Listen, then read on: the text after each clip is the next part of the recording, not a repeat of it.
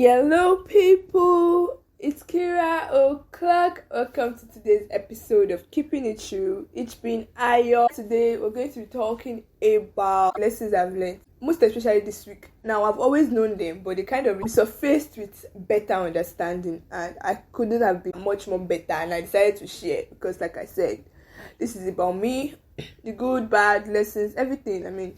So yeah. So the first one I learned is everything begins in your mind. Now, this is me saying I have personal experiences with all this, so it's not some abstract Maguire to perspire something. So I kind of figured out that when you change your focus, when you change your wants, when you change your direction, the universe accepts everything. Okay, let's say not everything, but most things actually tend to direct you in your change focus. So if I've always wanted to be a painter, yes, painter, and then I'm like, no, let me not do painter, let me just swerve to acting. Somehow, the information you get on social media, the things that come to your timeline, the things that you see, the things that your friends like, they are geared towards the fact that you want to act. Now, it has worked for me 2 times, that I'm sure, and I'm just like, oh, okay. It's so everything just begins with you. Everything comes from your mind. Whatever you want, the universe accepts. So just change your focus. I don't know. If you feel that, I'm not convenient with this or this, change your focus, change your line of direction, change your strategy. Somehow, you just get information about them. The universe listens to you, really. They listen, and everything is just geared towards your new focus and new direction. Another thing is, prayer brings peace. So this week I've kind of been overwhelmed, thinking of things I'm not going to think about, worried about things I cannot solve, just stressing myself basically. Yesterday night I was just like, hey God, I can't even continue like this. I was just divided. I wasn't calm. I wasn't at peace. And then after I'm done thinking. Whatever is happening. I'm sure I'm going to do my best, work hard, do everything, and a step at a time basically. I'm not worrying. Obviously you can't but worry, but I'm just everything is going to work out however I want to work it, however I want to work out or something. And then I sincerely prayed. I just prayed to God to just take control, take over, basically surrendered everything in God's hands. You see, I'm yo guy, I'm giving you everything, all of my baggage, but I could take care of it. I don't want to worry again. And I instantly felt peace. Now there are times I've actually prayed that, Papa God, should you just take this thing and be going? And I don't feel peace because I willingly have not surrendered everything. But this yesterday night, I was just done. I was done and dusted with worrying. I'm just you guy, I dash you. Just take it and handle it however you want to handle it, because I know that when you handle it, it's sure gonna be better than my own mode of thinking and strategy. Another one is knowing when to respond and react. Now, response and reaction are 2 different things. Response is how you respond, how you answer something. Reaction is a trigger, something happens, and they're basically types of responses actually.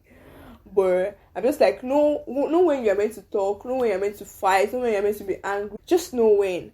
I think it saves you a lot of stress, because there's sometimes you react instead of just responding. Yes, there's sometimes you react instead of just responding, instead of just, I think they're sign of same thing, but they mean different thing in my head. Please, I don't know if you get, just know when to respond and when to react. And then I've also learned that you should learn to love without losing yourself. So for someone like me that's kind of extreme, that loves everything extreme, when I care about you, I care about you to the end. When I love you to the end. Sometimes it's not good because moderation is key. So ever since I found out that it wasn't good, I've always heard it's not good, but I'm a very stubborn person, and sometimes I just understand more with experience. Now, I learn from people's experience, but understand more with my own experience. So I've realized that most times I'm just I just want to do everything for whoever I care about, for whoever I love. Now, I'm not talking about romantic love, friendship, anything. And most times I just lose myself in focus because I'm my thoughts, everything's about you, my friend, everything. It's just about you. You is a general term, not one person. And then I kind of lose myself in the process because I'm just watching about you and you, the battalion you. at some point I just like, no, this isn't how it should be. I mean, and I started like, I can't lose myself in the process.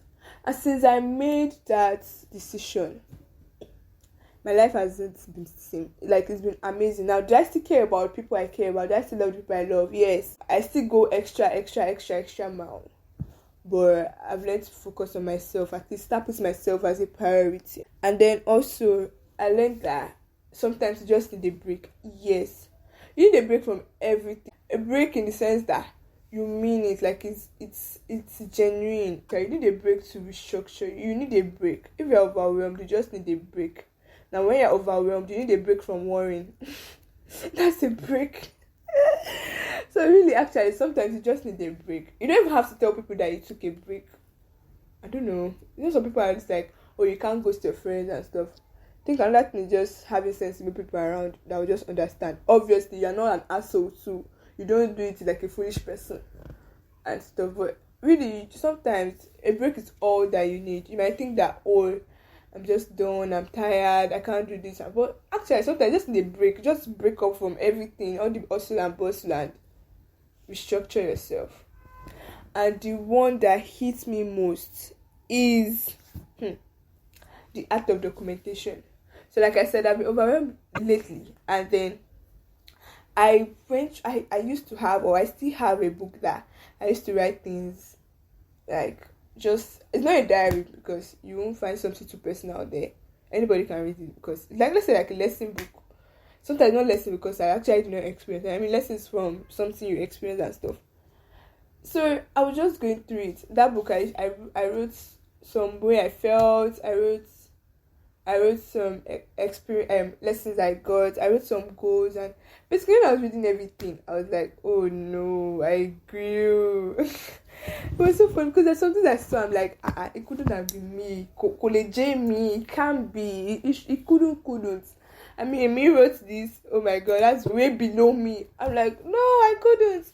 But if there's anything I've learned, it's just the act of documenting. It shows you your growth, basically. It shows you how far you are from where you were. It brings light, basically. It just opens your eyes to see some things, and I'm sincerely grateful for whatever I read. So at this point, it might be embarrassing. Maybe I'm not even embarrassing like that, but I'm just like how really minute and tiny my mind was. But I grew, not like I've grown. I'm still growing.